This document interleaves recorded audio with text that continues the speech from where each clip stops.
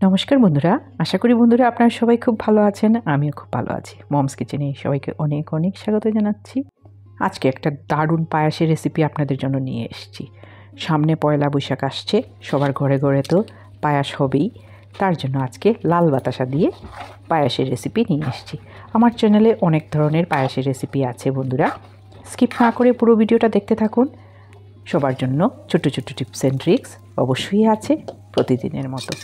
পায়েসের রেসিপিটা শুরু করার আগে সবাইকে অনেক অনেক ধন্যবাদ জানাচ্ছি আমাকে প্রতিনিয়ত সাপোর্ট করে যাওয়ার জন্য, আমার পাশে থাকার জন্য। এই দারুণ পায়েসের রেসিপিটা যদি আপনাদের ভালো লেগে থাকে তাহলে অবশ্যই একটা লাইক কমেন্ট করে উৎসাহিত করার অনুরোধ রইল, আর আমার চ্যানেলটাকে সাবস্ক্রাইব করে বেল আইকনটাকে ক্লিক করে দেওয়ার অনুরোধ রইল। আশা করি বন্ধুরা আপনাদের দারুণ লাগবে এই পায়েসের রেসিপিটা। নতুন ভিউয়ার্সদের কাছেও একান্ত অনুরোধ রইল পাশে থাকার জন্য, চ্যানেলটাকে সাবস্ক্রাইব করে বেল আইকনকে ক্লিক করে দিয়ে রাখবেন এইরকম নতুন নতুন দারুণ দারুণ রেসিপির নোটিফিকেশন পাওয়ার জন্য। চলুন এবার এই দুর্দান্ত সুস্বাদু পায়েসের রেসিপিটা এবার শুরু করি। এখানে দেখতেই পাচ্ছেন বাতাসা নিয়ে নিয়েছি, 100 থেকে 150 গ্রামের মতো হবে। লাল বাতাসা যে কোনো মুদির দোকানে অ্যাভেলেবল, সবসময় পাওয়া যায়।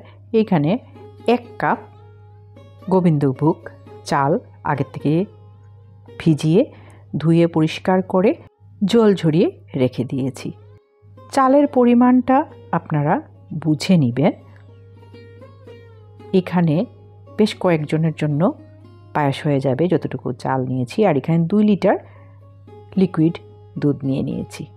এখানে আমি তাজা গোল্ড ব্যবহার করেছি। আপনাদের পছন্দ মতো যে কোনো ব্র্যান্ডের দুধ আপনারা নিতে পারবেন। এবার গ্যাসের ফ্লেমটাকে কমিয়ে চালগুলা দিয়ে দিচ্ছি।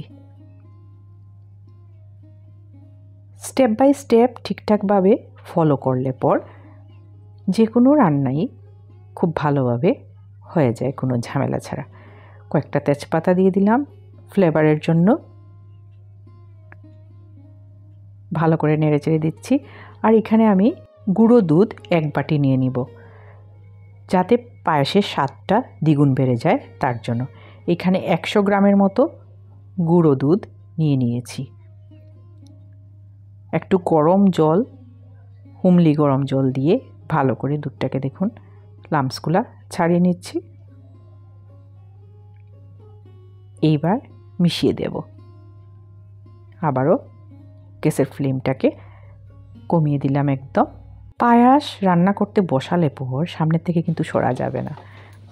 এখানে আরেকটু লিকুইড দুধ দিয়ে দিলাম, মনে হচ্ছে আমার আরেকটু দুধ লাগবে তার জন্য। পায়েসটা কিন্তু কন্টিনিউয়াস নাড়তে থাকতে লাগবে, নাহলে নিচে লাগা যাওয়ার ভয় থাকে।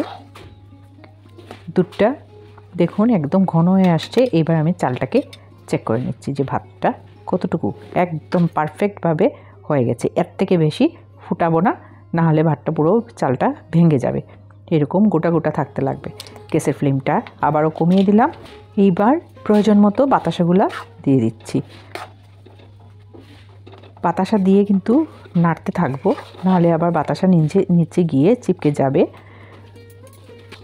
আপনারা দেখতেই পাচ্ছেন, দেখে বুঝতে পারছেন এর রঙটা কত সুন্দর হয়েছে। দেখুন কনসিস্টেন্সিটা এইরকমই থাকবে, খুব বেশি কিন্তু আর ঘন করা যাবে না। আমি অল্প আর একটু সময় ফুটিয়ে নেব। বাতাসাতে তো মিষ্টি আছে, তবুও আমি 1/2 কাপ চিনি এখানে দিয়ে দিয়েছি আর একটু ভালো মিষ্টি আসার জন্য। এখানে 7-8টা ছোটো এলাচ থেতো করে নিয়েছি, এইটা দিয়ে দিব। আপনারা আমার পায়েসটা দেখেই বুঝতে পারছেন যে কতখানি সুন্দর হয়েছে। ভালো করে এলাইচিগুলা দিয়ে নেড়ে নিচ্ছি। দেখেই বুঝতে পারছেন ঘনত্বটা কতটুকু থাকতে লাগবে। রেডি হয়ে গেছে ডিলিশিয়াস পায়েস। কিশমিশটা পরে গার্নিশ করে দিয়ে দিব। কখনো কিশমিশ এইরকম ধোয়া ওঠার সময় ফুটন্ত পায়েসের মধ্যে দিতে নেই, কারণ দুধটা ফেটে যাওয়ার ভয় থাকে। সবাই খুব খুব ভালো থাকবেন, সুস্থ থাকবেন। এইবার ড্রাই ফ্রুটসগুলো দিয়ে কিশমিশ, আলমন্ড, কাজু দিয়ে গার্নিশ করে দিচ্ছি। কেমন লাগলো বন্ধুরা? আশা করি আপনাদের ভালো লেগেছে এই দারুণ রেসিপিটা। বাঙালির ঘরের যে কোনো উৎসবে, জন্মদিনে আমাদের পায়াস ছাড়া হয় না।